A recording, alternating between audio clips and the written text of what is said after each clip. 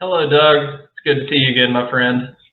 Hello, my Senor Fred Durst aficionado. Oh man, we haven't even talked about the new Limp Bizkit album, man. What do you think? I still didn't even listen to it. All right. Well, that concludes this podcast. We'll see. See you later. Goodbye. Get your life together, man. Dude, that's the thing. My life is not together right now. No, I'm kidding.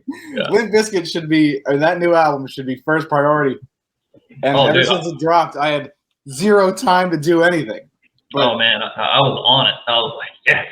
You kept texting me about it, and I was like, shit, I really need to listen to this right now. But the thing is, I could have listened to it on my phone, except Limp Bizkit deserves better than that. It needs to be on my full studio speakers, not sounding all tinny on a phone. Yeah, that's true. Listen to it full force. You should go into work today and just like play it over the PA, like. Oh yeah, I'm gonna try that actually. Because I know you have you work at a music venue. Yeah, I have no access to the sound upstairs. But I could play it through the lobby. Yeah, there you go. Maybe you should do that. Can listen to all that fresh Fred Durst. Yeah, well, hey, maybe we'll do a listen along. We'll do like a live, we'll just, yeah. Well, we don't have too long to chat today. So I wanted to, first off, how was your Halloween? Oh man, my Halloween was pretty good. I worked, but I work in a music venue, as you said, in case anyone doesn't know. And we had Stone Temple Pilots play, which is pretty fire. Even though they have a new singer, like the third new singer, but everyone was dressed up in costume and stuff like that, so it was pretty dope. And then I watched Eye of the Devil when I got home, which is it's the first movie with Sharon Tate. And what I didn't know, Donald Pleasance is also in it, looking very strapping. Ooh, my boy Donald. All right, well that's cool. What year did that come out? Like the 50s or something, 60s. Oh shit! Wow. It's like it's a super old movie. I forgot what the actual year was, but it was in black and white, and it's about this. It has a lot to do with cults and magic. It was just weird. That's cool. It's definitely a different style of horror. Yeah. What about you, man? How's your Halloween? It was pretty good, man. We had a party here, and we've done it 2 years in a row, and that was the last year for the time being. It's a lot of fucking work, dude.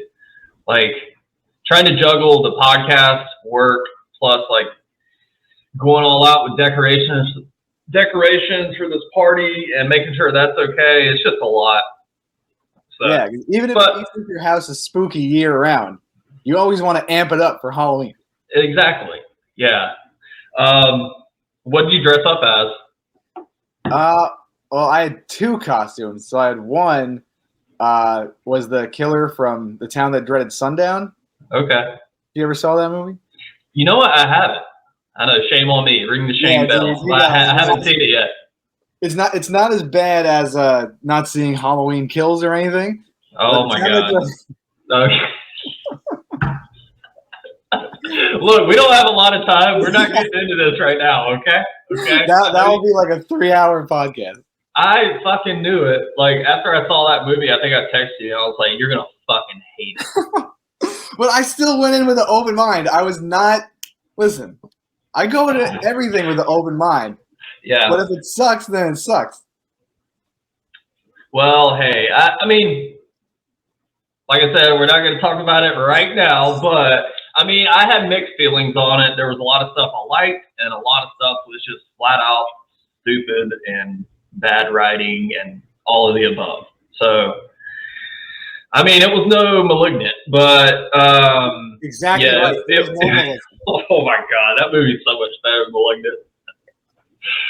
At least you don't have Gabriel shouting some catchphrase every 20 seconds. Yeah, nobody shouted anything. Everybody was just like Detective Coco and that name has been seared into your brain. Oh man. But here's a possibly interesting little topic. So I was in Spirit Halloween like a week ago, buying some last minute stuff, and I guess Trick or Treat and Killer Klowns from Outer Space must have like struck some licensing deal with Spirit this year because half their fucking store was like Trick or Treat and Killer Klowns. Did you go into Spirit? Did you notice any of that? I know you're fans of those movies, or at least Killer Klowns, right? Yeah, Killer Klowns is easily one of my favorites. Trick or Treat, I do enjoy a whole lot. I've only seen it maybe like 3 or 4 times, but I always my favorite part of that movie is like the children on the bus because it's really creepy. But yeah, I mean they have those types of movies. I feel like have so much potential to have like all these cool merch designs because like there's a lot of like iconic imagery in those movies, or you can make it iconic by making because a lot of those are like cult movies. Everyone loves those movies. So maybe Spirit Halloween wanted to do something out of the box rather than just do like the Halloween, Friday the 13th. But I did notice a lot of new merch, especially the Killer Klowns. Like they had the ray gun, which everyone was trying to find, which is impossible. Yeah, I did pick up a couple of statues, like the Shorty and Slim statues. And I picked those up yesterday when everything was 50% off. So I got those for like $18 each. Fuck yeah. That's how you do your Spirit Halloween shopping. You just have to bank on Spirit Halloween actually having them in stock. That's true. But I passed up a Killer Klowns from Outer Space doormat. I was like, but not gonna lie, some of the Spirit Halloween shit, at least the Killer Clown, and like I don't know a lot of the stuff, it all looks like a 12-year-old did it on Photoshop, and everything is just like conglomerated together and like not spaced out. Like the masks, the Killer Klowns like masks from Spirit Halloween. I was like, this looks like some dollar store shit. Yeah, they look a little rough up close. It's all but like I was thinking, those two movies, they're kind of similar because I can't think of 2 other one-off movies that have such a cult following, and everybody's like, "Where's the fucking sequels?" You know? Yeah. A lot of people are feeling. I mean, I forgot the director's name from Trick or Treat, but Michael Dougherty. Michael Dougherty, yes. Yeah. He also did. Didn't he do Godzilla? I think he did Godzilla, King of the Monsters. Yeah. Okay, so, man, if you just Google Trick or Treat 2, you will have an endless amount of links like that go back to. I saw a picture from like 2013, I believe, of like some people. They took it while they were in the theater, and there was like a graphic on the screen that said "Trick or Treat 2 coming soon," and it was it was officially announced. And I may be wrong about this, but what I think happened, I think whoever company behind Godzilla was like, "Hey, Michael Dougherty, do you want to make Trick or Treat 2, or do you want to, make millions and make fucking Godzilla?" You always gotta. I mean, I'm sure he wanted to chase the money and go for a bigger property. And Godzilla is a pretty like. I mean, doesn't get any bigger. It's a legendary character. Yeah.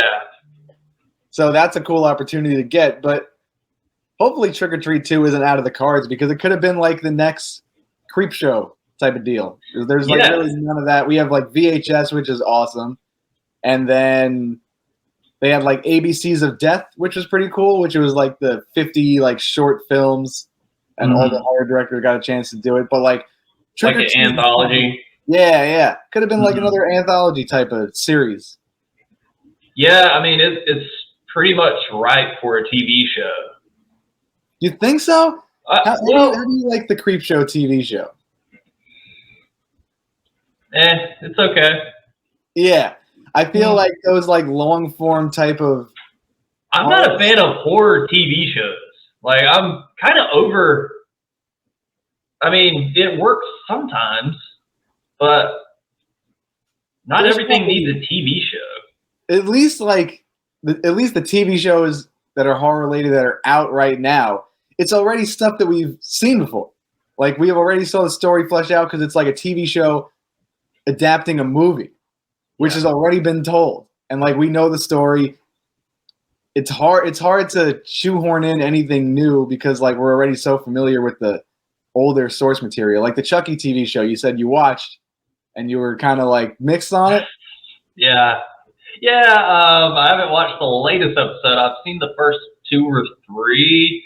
It's okay. I don't know. It's not must-watch TV. Not for me, anyways. I mean, I haven't been hyped on anything Chucky related since Bride of Chucky, and even that was like, okay, you know. It's so funny how it went from like straight up horror, the Red Man being in it, and like being like a full blown comedy. And this new one, he's like too fucking nice. He's like, sit down, Jake. Let me talk to you. It's like, what happened to the mean little fucker Chucky? That's like, I don't know. It's like, why is Chucky just? I don't know, like, hey, sit down. I'm your cool uncle. Let me talk to you. I mean, it's definitely like a different iteration of Chucky. Yeah. And it's cool that they got the same cast back and everything, but it's just not, like, it's not the same. Yeah. And I guess we don't want, I mean, I don't know. I'm so torn on this because, like, we want new stuff, and I want new stuff. I just want them to stop, like, messing with the stuff that's classic and just make new stuff for us to love. But like, well, but if like bringing it back to Killer Klowns, like if they said, okay, new movie, 2020 whatever, I'd be like, hell yeah. It was like Kyoto Brothers and but I don't know if I want it though, because what made Killer Klowns work so well is that it was of the time, of the 80s, and the prosthetics were great. And the story was fun. There was probably more. There's like so many limitations now. I mean, granted, they'll probably have like a bigger budget, but who knows if the sequel will be anything near the original Killer Klowns? Yeah, I mean, who knows? Yeah, but I mean, if you brought back the original, the Kyoto Brothers, and they kept the same vibe, I mean, I could see it being fun. I would like to see. Keep practical effects, of course. I could see that being pretty cool. And they said that God, that's another one. If you Google Killer Klowns from Outer Space 2, you have an endless supply of links of the director said this, and they said this, and here's why Killer Klowns 2 never happened. Apparently, all hearsay. Yeah, well, this is like straight from the Kyoto Brothers themselves. Apparently, like Sci-Fi was interested at one time, but they only wanted to give them a $2 million budget, which is what the original had. So they passed on that. But then they said that they were in talks with Netflix for a TV series last year, but nothing has come of that. And then Disney acquired the rights to 20th Century Fox, and now it's kind of in this legal limbo. I don't fucking know, but it's like every other week there's like a new link that comes out. It's like Killer Klowns 2, is it gonna happen or not? It's cool that it's being talked about so much in the news. Yeah, and it has such a rabid fan base. But do you think it's, I won't say fucked up, but they put out so much merch for these movies. It's like, hey, how about you go make a sequel? Okay, before I buy a Killer Klowns dish towel or whatever the fuck. That's the impact of this cult following, because we're the true fans are really keeping this movie alive, just like all the other cult movies that we love so much. But like the Chiodo brothers haven't really directed anything. Like, what else did they direct besides Killer Klowns from Outer Space? So I mean, studios wanting to give them like a $2 million budget kind of makes sense, because they're not like Michael Dougherty or someone who has like a lot of films under his belt. Yeah, but can't they see how rabid of a fan base it is and be like, oh, well, this will obviously do good? That's the thing, because if you're talking about like a studio, a lot of studio executives, it seems like they have no idea what the fans want, because in the 90s, they wanted to make Black Panther, and one of the studio executives at the time, when Marvel or whoever was shopping it around and wanted to pitch Black Panther to do a superhero movie, they were like, no one is going to see a movie with an all-black cast. Fast forward, first of all, fucking crazy to say. Yeah. And then fast forward to 2016, it's like one of the highest grossing movies of all time, and it's nominated for Best Picture. So fuck that person. And like studios have no idea what the fans want because an all-black cast doesn't affect your audience. Like that's crazy to even say. Yeah. Yeah. And it's just like it's aside from a superhero movie, it's such a good movie. Yeah, well, I mean, that's a story as old as time. I mean, studios not knowing what the fan base wants. Yeah. But I mean, at this point, couldn't the Kyoto brothers just make a Kickstarter? I bet they could raise so much money. I'll throw them $20. That's how much. Here's my love for you. Buy yourself a cup of coffee. I'm throwing some Spook House stickers, $20.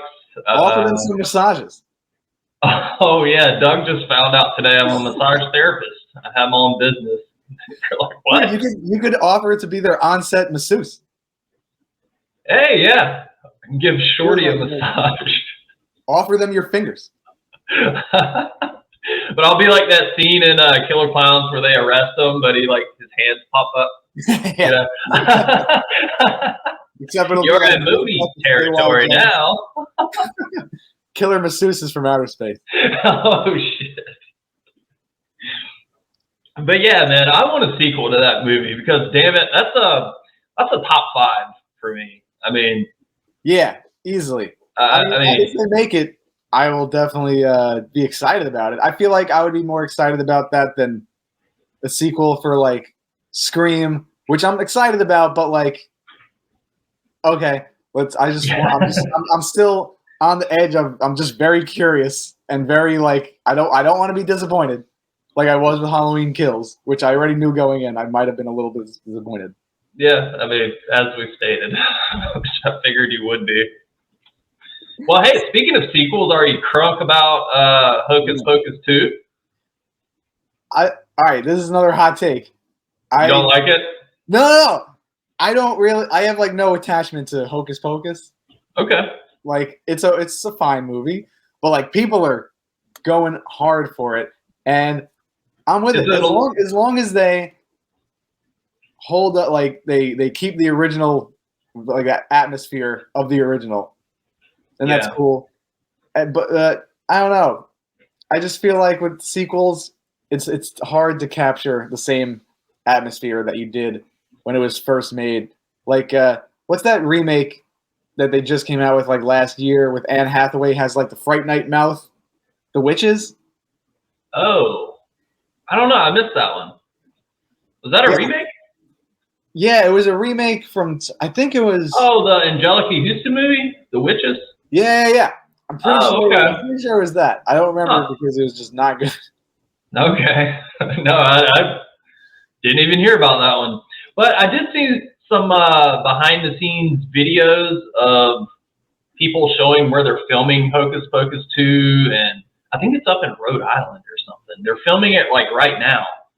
And I mean, that talk about a sequel that's been being talked about forever. Oh, yeah. One of the Hocus Pocus 2 sequel. Yeah. I mean, is that movie a little overrated? Maybe. It has a super dedicated fan base. Which didn't really pop up until like, I want to say like around 2010 or something. That movie really started to, like, it just became one of those things you'd hear about it every year, you know? Yeah. And it's cool that it finally started to get some traction. It's actually happening. Yeah, I think Basic Girls just kept that movie alive. Like, oh my God, Hocus Pocus. All the frequent Target shoppers during Halloween who like to say, drink up, witches, and have like the refrigerator magnets say all that, like pumpkin spice and everything nice or whatever. Hey man, when Hocus Pocus 2 comes out, I'm going to take you out for some pumpkin spice smoothies. Let's do it. Let's wear some fucking scarves, turtlenecks. We'll go get mani-pedis, and we'll fucking just have a basic bitch day. So I'm just looking this up right here. Do you know who's directing Hocus Pocus 2? I do. It switched directors. Who's the new director? So right now, her name is Anne Fletcher, who also she directed some garbage. Yeah.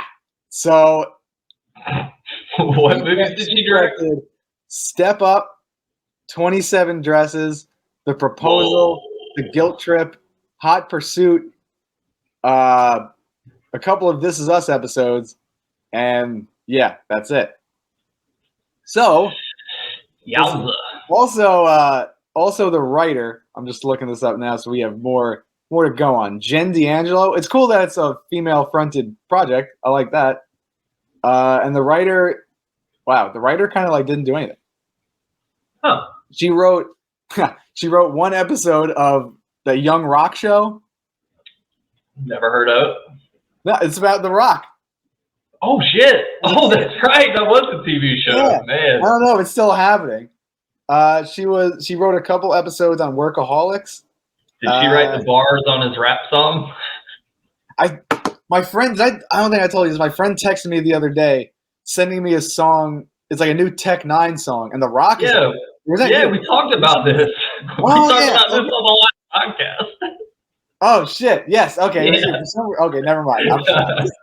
No, but then you were like, "Yeah, my friend texted me like, yo, have you heard The Rock's freestyle?" I still didn't listen to it. Yeah, it's okay. I mean, it's The Rock rapping. The Rock can do anything he wants. Yeah, that's true. He can be in Hocus Pocus. He as one of the witches. Yeah. But I did see that Doug Jones is coming back as Billy the zombie guy. So that's cool. Yeah. Yeah, so it's cool to see Doug Jones getting more work because that guy's awesome. That dude's incredible. Yeah. But yeah, it could be fun. And I mean, director's shitty credentials or not, is the first Hocus Pocus really like top tier fucking like movie? Not top tier cinema. But like it's a fun movie. Yeah. As long as they keep that vibe and don't bring it. The problem, I will tell you, I just thought of this. The problem that I have with like sequels of movies that were made in the 80s, and it's only inevitable, they modernize it so much. Like, I don't want to see Sarah Jessica Parker on an iPhone, like on Instagram scrolling. Like, no, like let's keep it grounded a little more. Yeah. And it doesn't have to be so like in modern times where like it's just like, oh, they're looking for more witches. They're going on Facebook to find a witches friend group. It's like, what? Yeah. Don't include anything like the internet. Like, fine. We're already completely delved into that in real life. We want to be taken out of it. Like that little book with the eyeball, it's gonna have like a Wi-Fi connection now. Like that's how it's like if the Necronomicon book from Evil Dead had like an antenna and you would hook it up to an iPad, pretty much. Yeah, it's gonna be a fucking iPad. The Necronomipad. And Bette Midler's gonna like swipe on the fucking iPad, and that's how it's gonna awaken. I don't know. Bette Midler's looking for a husband. She goes on Witcher and swipes left or right. Man, then we should just send these ideas to whatever her name is. We're coming up with fucking gold here. Yeah. We need to take our ideas. Well, speaking of sequels, are you hyped on the new Ghostbusters at all? What do you think of that? I saw like the new. I feel like I'm just a smug asshole because like I want to be excited about these movies, but I'm just not. And I mean, anything Paul Rudd does, like I'm down with. I love Paul Rudd. He's so good at everything. I'm excited to. I'm definitely curious about that movie because like it's Ivan Reitman. It's wait. Who? Is Ivan Reitman the original guy or is he the son? Yeah, sorry everybody. One of those. I know what you mean. It's the son of the original Ghostbusters. And he has a lot to do with it. He's very much involved. And it will be cool to see something that's like a direct sequel to the original ones, unlike the 2016 one, which was just something else. Yeah. And just the only thing is that the CG, like they need to nail like the CGI and like the creatures and not make it look too phony, because like with overused CGI is just like so unsatisfying to the eyeballs. Yeah, it is. As corny as like the prosthetic stuff and like the stuff in the 80s were, it just works. Like it just works. Yeah. I'll be honest, the trailer doesn't have me like too hyped. It looks like Stranger Things with proton packs. I mean, that's, or like It. You know, it's like the kids from It. It's all if it's well, if Finn Wolfhard is in something, you're like, oh, Stranger Things. Well, it's like him and a group of kids. It's like I could picture the executives, like once again, smoking big cigars because that's what they do. They're like, look, Stranger Things is hot right now. So how about we get Finn Wolfhard and a few kids, and they're the new Ghostbusters, and just change it up a little bit. Yeah. Not too much, but keep it the same, just so they notice a little different. And $20 million check right there. So when I found out that Paul Rudd was going to be in it, I was like, hell yeah, Paul Rudd as a Ghostbuster? Fuck yeah. So I thought it was going to be like Paul Rudd plus 3 other guys as the new Ghostbusters. But it's just, which I would have been way more excited for. They're trying to. It seems like what a lot of franchises or like these movies are trying to be franchises now. Everyone wants to be like, they want to make like a whole series of movies and make a franchise, so it just keeps on turning out money. And they're probably trying to make it young, so like these kids are locked into a contract where they're like the new Ghostbusters, and then they're like basically the new troupe, and they make a couple more Ghostbusters movies, which is like kind of less believable as like, you know, adults like researching the paranormal stuff and who are like scientists like in the original ones. I don't know. I'm definitely, it comes out like next week. Oh shit, really? Dude, November. I guess you're right. Yeah, like mid-November. Yeah, you're right. Okay. Yeah, we had Last Night in Soho came out last week, which I really want to see. Same here. I heard it's really good. I love Edgar Wright. So. Yeah, he just writes this movie looks trippy as hell. Yeah. And then, I don't know, do you like Marvel stuff? I feel like we haven't talked about that. Absolutely not. I know you do. I know you do. But it's okay. I'm a complete stan for Marvel. That's okay. I will happily come all over my wallet to see any Marvel movie. You're like writing letters like a real stan. Oh, you're like, dear Marvel, it's been 2 years, and still no word. Like, this is a fake Make-A-Wish Foundation. Please let me meet Chris Evans and Florence Pugh. But hey, man, I wish I could get in on the fun, but I just give no shits, and I'd be lying if I said anything otherwise. But that's just me. It's cool if it's not your thing. Yeah. I feel like you would enjoy some of the darker Marvel movies, like the Loki series, Doctor Strange. I'm sure a lot of them are really good. I don't know. Superhero movies ain't your thing. No, not really. And Ghostbusters kind of looks like a superhero movie. Yeah, this one definitely has those vibes. There's like a giant beam of light shooting out of the ground for no reason. That's got to be in a superhero movie. That's where in almost every single one of them. A giant blue beam shoots up and CGI monsters fly out and there's a big battle and then a whole explosion in the sky. And you summed up about 28 Marvel movies. Exactly. Because there's a whole lot of that. It's just crazy that, like, I don't know if it's the studio executives or the writers, like they're unaware of their surroundings. They see like a bunch of movies doing one thing, and they're like, you know what would be a good idea if we do the same exact thing? Well, they're hit makers. They're top 40 music. Most of the shit on top 40 isn't for like the really the prog metal nerds. You know, they make music for people that's just like, I want to hear music. What's music these days? The top 10. All right, Carly Rae Jepsen, she's still around. Sure. So like these Marvel movies, those are for the people that are like, let's go to the movies. I just want to be entertained. But that's like, okay, I agree with you to a point because there's so many. There's that side of it, which like casual audiences who just want to like stare at big pretty lights and not like don't really care about the story or who it is. They just want to see like a fun superhero action movie. And then at least over the past however many years, 10 years, it feels like there's so many like the people who read comic books when they were kids and the nerds who really like care about like the source material and really love these movies. They care about like the story and like what goes into it. So you have to please them. Yeah. And make like a really solid movie, not just like a light show. And you also have to please like the blockbuster audience who wants to just buy a popcorn and shovel it into their face while they're seeing big superhero fights. And Marvel does that pretty well. I feel like they balance it out. There's spectacle, there's story, there's emotions.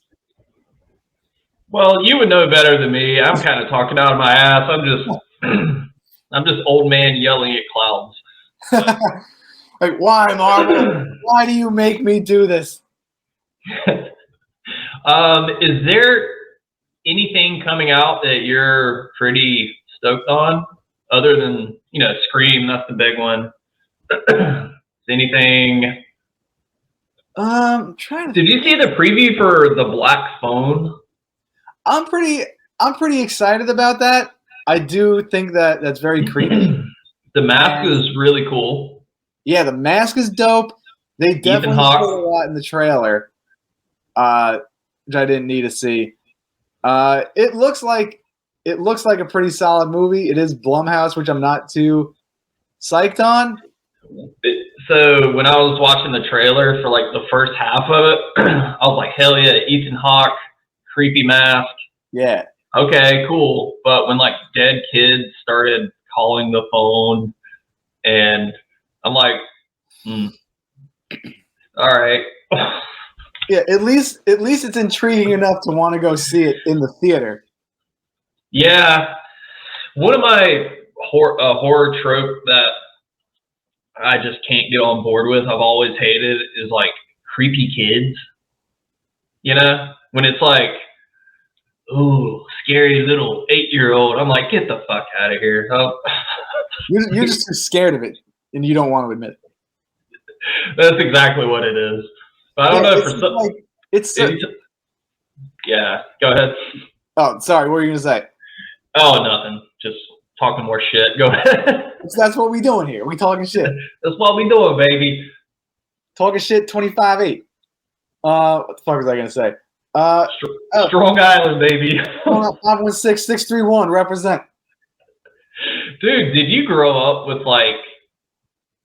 I hate to stereotype your great city of Long Island, but is there like the stereotypical like Strong Island, baby, fist pumping, fuck yeah? Yes. Yeah, pretty much. That we've had. Really? Yeah, a lot of people really go hard for Strong Island, and they like have like the area codes like tattooed on them, like 516-631. Oh shit. Whole lot of like have you ever seen like Jersey Shore? Like I remember like back in high school, people like went clubbing and stuff like that and did like the hair gel and the wife beaters, and yeah, it was all about. There was like this promotion called like floodtheclub.com, and people used to stand outside of high school and like try to get people to come. It was very strange. Wow. Yeah. Oh man. I just want to see ICP concerts. Hey man, I'm gonna see ICP. I don't give a fuck. Are there still what? They put on a great show. I bet they do. Are there still dudes like that? Like fuck yeah, baby. Probably. I don't associate with any of them, but probably. Okay, well, when I finally go up to New York, we are gonna go to the most flood the club. I definitely know where to find them, but I stay far away. Fist pumping, like I want to do the whole thing. We're gonna like gel your hair out, like give you a blowback. All right, we can do that. We can do like the Pauly D hair. I have to shave. You're gonna have like a little horror tank top on.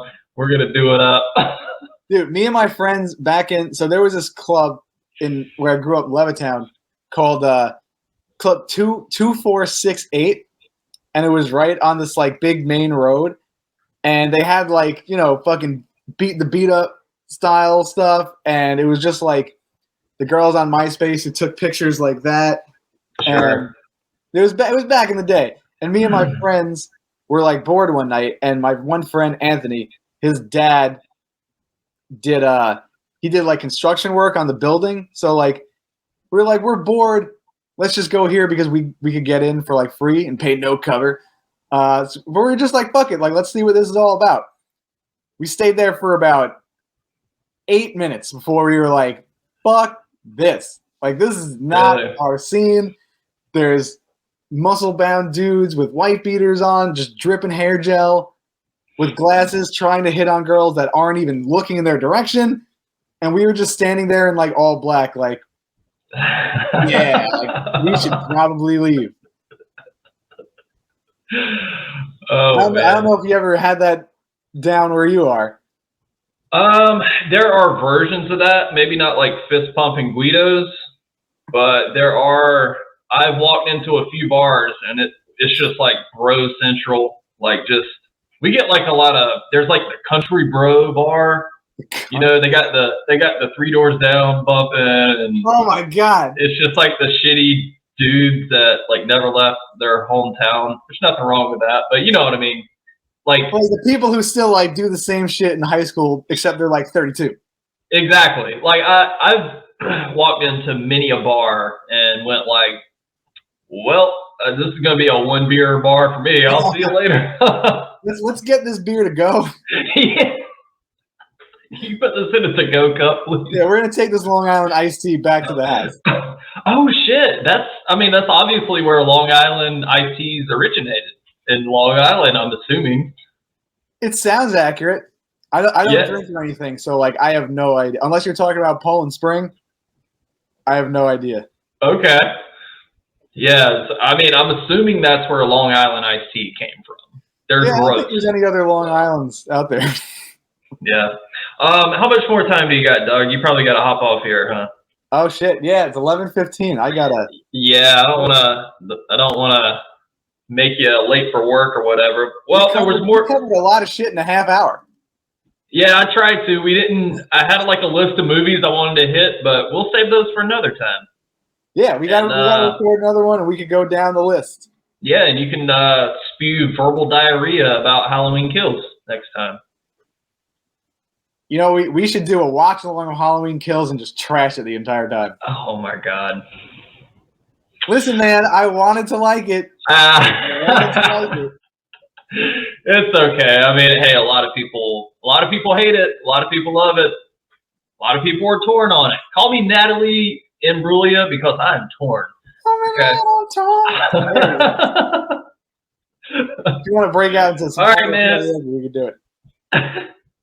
Yeah, we'll figure something out. But hey, thanks for doing this like last minute, man. I really appreciate it. I'm glad I finally actually had the time to sit down and fucking hang out and do it. Dude, it's tough to make schedules work. It's crazy. People don't realize that about podcasting. It's all about scheduling, and it's a nightmare at times. But thank you for squeezing in the time for another little quick episode. And remember, evil dies tonight. And remember, kids. Never forget that. And remember, kids, evil dies tonight. All right, Doug. I'll talk to you later, man. Thanks for coming on. All right, dude. I'll talk to you later. All right.